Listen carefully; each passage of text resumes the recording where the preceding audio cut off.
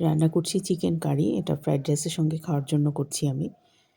তো প্রথমেই প্যানে তেল দিয়ে এর মধ্যে মিহি কুচি করা আমি রসুন দিয়ে দিচ্ছি। তো রসুনটা একটু ভেজে নিব।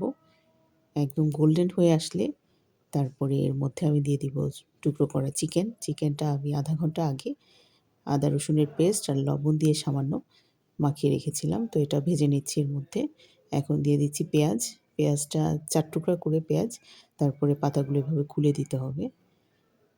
তো এখন দিলাম টমেটো। টমেটোটাও সিডলেস অবস্থায় দিতে হবে যাতে পানিটা কম ছাড়ে।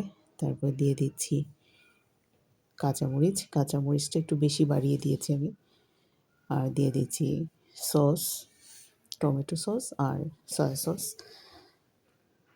আর সামান্য একটু লবণ দিব এখন।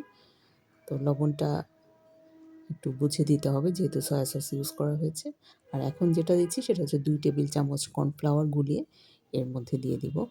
তো এটা খেতে কিন্তু চমৎকার ফ্রাইড রাইসের সঙ্গে। তো যারা করেননি তারা অবশ্যই করে দেখবেন। এটা খুব ভালো একটা টেস্ট ছিল।